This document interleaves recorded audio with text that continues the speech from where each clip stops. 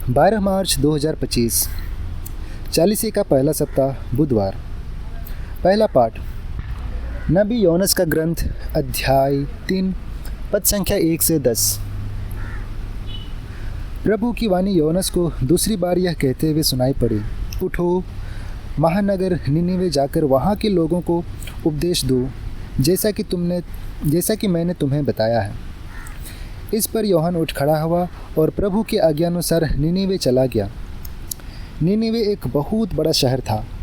उसे पार करने में 3 दिन लगते थे। यूहन्ना ने उस में प्रवेश किया और 1 दिन की यात्रा पूरी करने के बाद वह इस प्रकार उपदेश देने लगा, 40 दिन बाद निनिवे का विनाश किया जाएगा।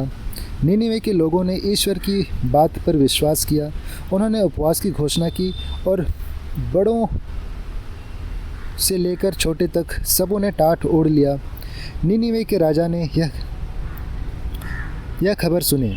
उसने अपना सिंहासन छोड़ दिया, अपने वस्त्र उतार कर ठाट पहन लिया और वह राख पर बैठ गया।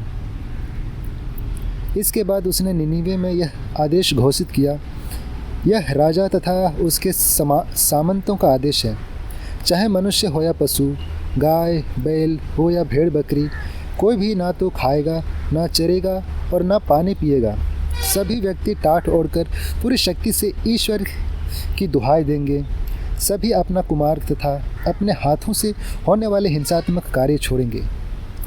क्या जाने ईश्वर द्रवित हो जाए, उसका क्रोध शांत हो जाए और हमारा विनाश ना हो।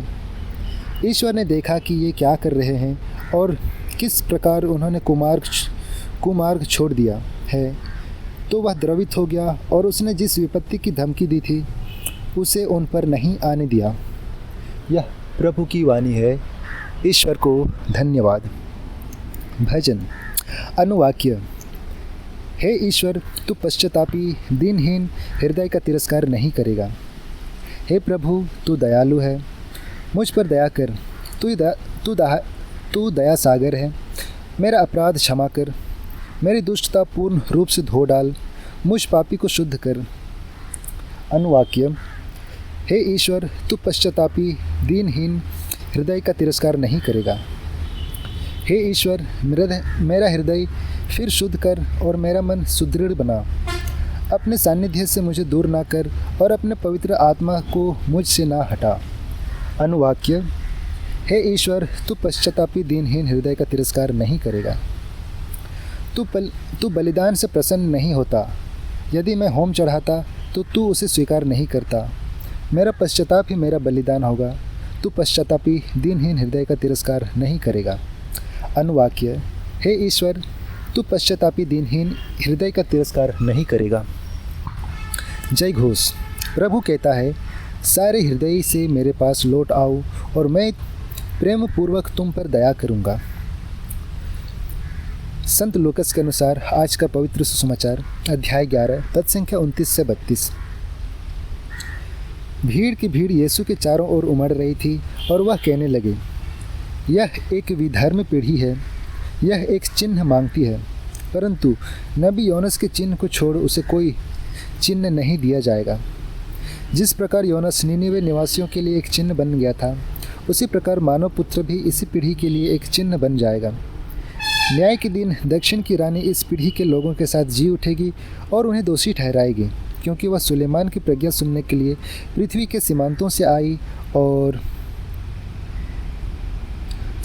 आई थी और देखो, यहाँ वह है जो सुलेमान से भी महान है।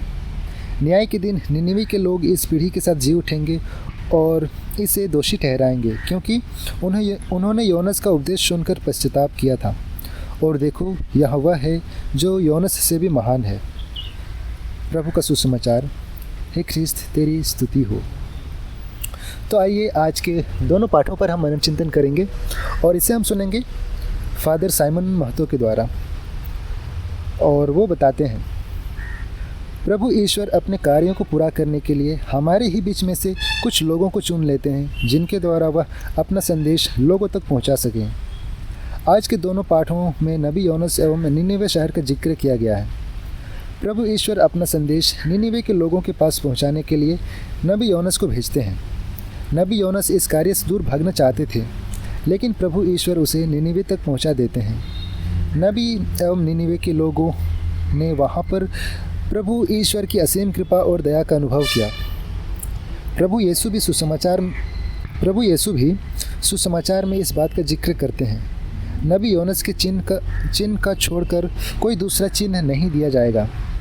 जिस प्रकार योनस निनिवे के निवासियों के लिए चिन्ह बन गया था, उसी प्रकार स्वयं प्रभु आज हमारे लिए एक मुक्ति का चिन्ह बन गए हैं। चिन्ह अदृश्य जो दृश्य बनाता है। प्रभु यीशु अदृश्य ईश्वर का दृश्य रूप है। कलोसियों को लिखते हुए संत पौलुस कहते हैं, ईसा मसीह अदृश्य ईश्वर के प्रतिरूप तथा समस्त सृष्टि के पहलौठे हैं। यह एक ऐसा चिन्ह है जो सदा सर्वदा बना रहेगा और इस चिन्ह के द्वारा हमें जीवन प्राप्त होगा।